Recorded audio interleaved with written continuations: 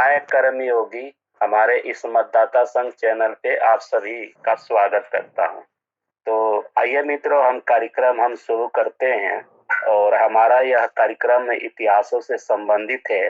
भारत में मुस्लिम सुल्तान भाग 1 है। पूर्व में हम इसका एक संक्षेप परिचय रखे थे और आज से यह हम भाग 1 से हम कार्यक्रम को शुरू कर रहे हैं।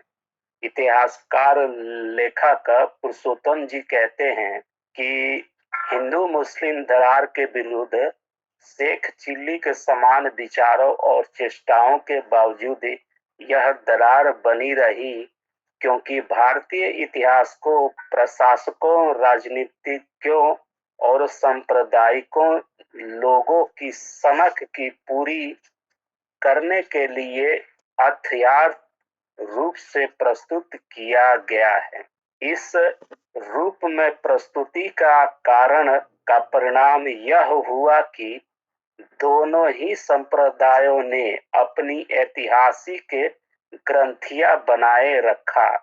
एक और तो मुसलमानों को अरब और अबिसिनिया, कजाकिस्तान और उज्बेकिस्तान, तुर्कों और ईरान तथा अफगानिस्तान और इराक से आए विदेशी आक्रांताओं के तादात्म्य स्थापित करने को बाध्य किया गया, और दूसरी ओर गैर मुसलमानों के प्रति उनके द्वारा किए गए कुल बैर के लिए गर्व महसूस कराया गया।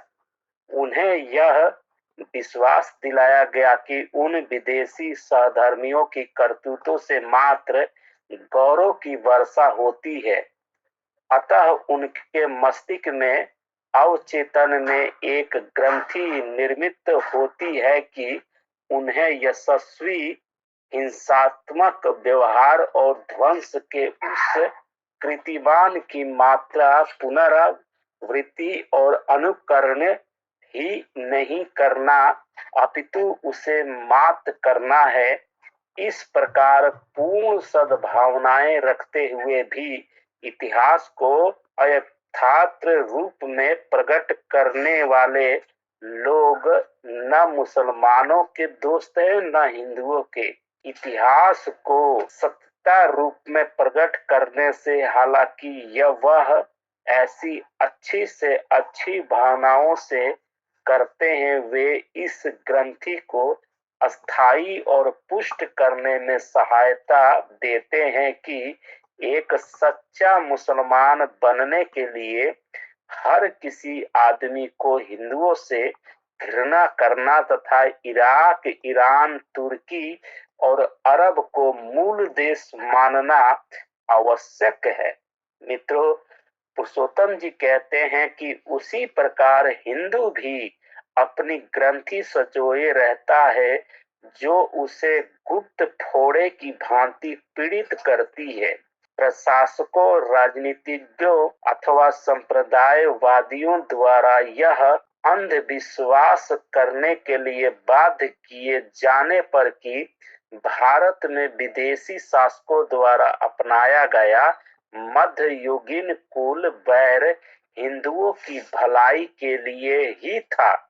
हिंदू नागरिक को इस बात पर बड़ा आश्चर्य होता है कि यदि लूट खसोट कोड़े लगाकर दासता स्वीकार करना, अमान्य यंत्रणाएं पूर्ण अवस्था, अराजकता, बलात्कार, नरसंहार और ध्वंस की इन करतूतों को गौरवपूर्ण कृत्य मानना है, तो वास्तविकता में दुष्कृत्य क्या होंगे। मित्रों, आगे पुरुषोत्तम जी कहते हैं कि अपने दिन व्यवहार में हम जानते हैं कि यदि किसी व्यक्ति ने जानबूझकर बार बार अन्य व्यक्ति के साथ अनुचित व्यवहार किया है, जो उन दोनों में सौहार्द स्थापित करने का सबसे अच्छा तरीका यही है कि गलती करने वाला साहस के साथ अपनी गलतियां कबूल करे और भविष्य में उनकी पुनरावृत्ति न करने की कसम खाए। यदि गलती करने वाला दंभ में लगाकर यह मना करते रहे कि उसने कोई गलती नहीं की है या उस पर मुलम्मा चढ़ाता रहे, तो वह दूसरे में अपने प्रति न प्रेम उपजा सकता है न विश्वास। मित्रों, यही बात हिंदू मुस्लिम एकता पर भी लागू होती है। आज के मुसलमानों को पुराने समय के विदेशी दुराचारियों से संबंध स्थापित करने का दावा बिल्कुल नहीं करनी चाहिए। यद्यपि मित्रों, यह दुराचार इस्लाम के नाम पर किए गए थे। यदि भारतीय मुसलमान विदेशी मुस्लिम आक्रांताओं से संबंधी होने का दावा करते हैं तो उन्हें दुष्कृत्यों के लिए उन आक्रांताओं की भर्त्सना करनी चाहिए और उनसे गौरवान्वित होने का विचार छोड़ देना चाहिए। मित्रों, लेकिन यदि ऐसा कोई मुसलमान या हिंदू है जो विदेशी मध्ययुगीन बर्बरता पर गौरव अनुभव करता है हो, तो वह स्वतः ही भर्त्सना का पात्र है। उपर्युक्त अनुप्रयोगता के केवल आधुनिक सांप्रदायिक संबंधों पर आंशिक रूप से लागू होती है, क्योंकि मित्रों, हम यह बिल्कुल सुझाना नहीं चाहते हैं कि 20वीं शताब्दी के मुसलमानों ने हिंदुओं के साथ बुराई की है। मित्रों, हम कहना चाहते हैं कि यदि वे विदेशी मुस्लिम आक्रांताओं से कोई भी संबंध स्थापित करने का दावा करते हैं तो उन्हें कम से कम उनके कारनामों के लिए उनकी भर्त्सना करनी चाहिए और उन्हें गौरवान्वित करना छोड़ देना चाहिए। मित्रों, भारत के मध्ययुगीन मुसलमान राजा और दरबारी सारे समय दूसरे की गर्दन काटने और अपनी गर्दन बचाने के चक्कर में ही पड़े रहे।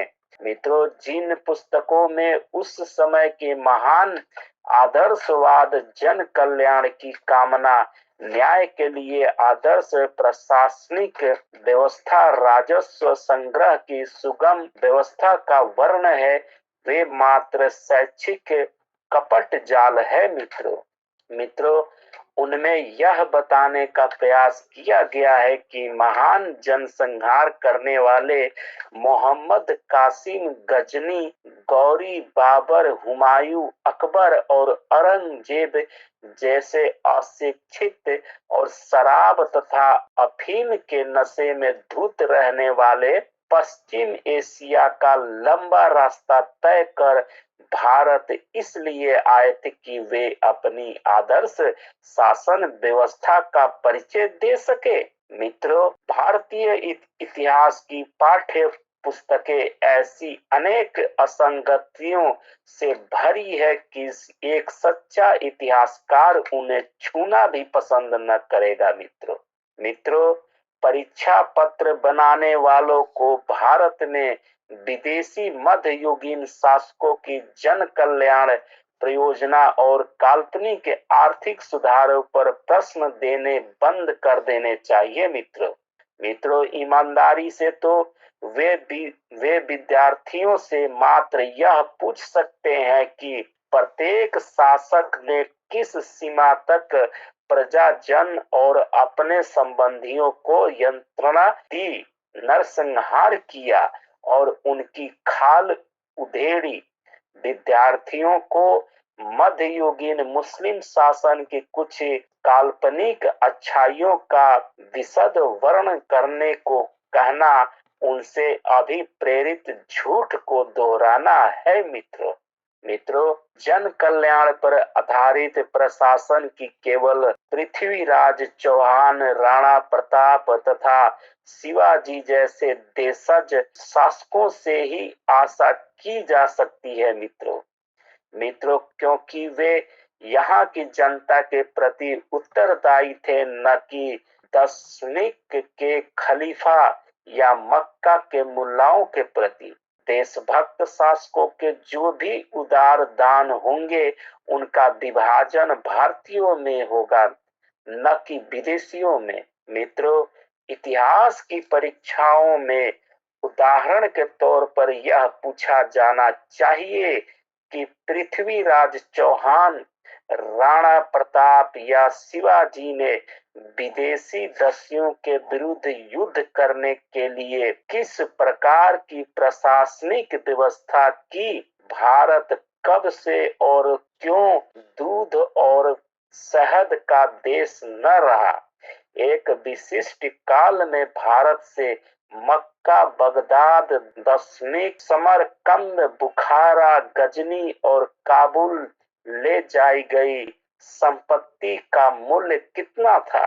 कितने कस्बों, नगरों तथा किलों का सफाया किया गया। मध्य युग में वर्तमान भवनों को कब और किस प्रकार मकबरों और मस्जिदों में परिवर्तित किया गया।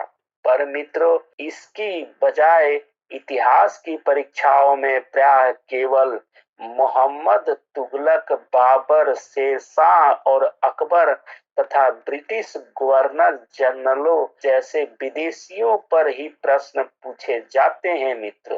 मित्रों, इस प्रकार के व्यवहार से भारतीय इतिहास की परीक्षाएं मात्र ढोंग बन गई है, क्योंकि जो कुछ विद्यार्थी सीखते हैं वह न भारतीय है न ही इतिहास।